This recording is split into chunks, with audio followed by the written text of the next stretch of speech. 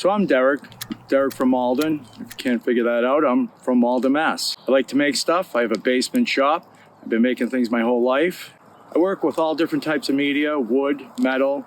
Lately I've gotten into epoxy. I just don't specialize in one medium. I just like to make different type things.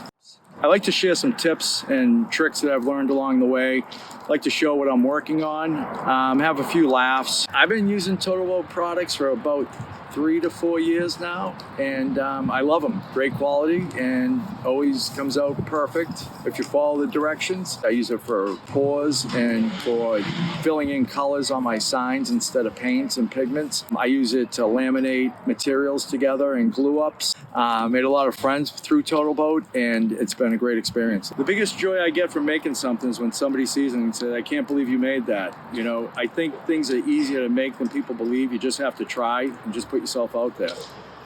Thank you.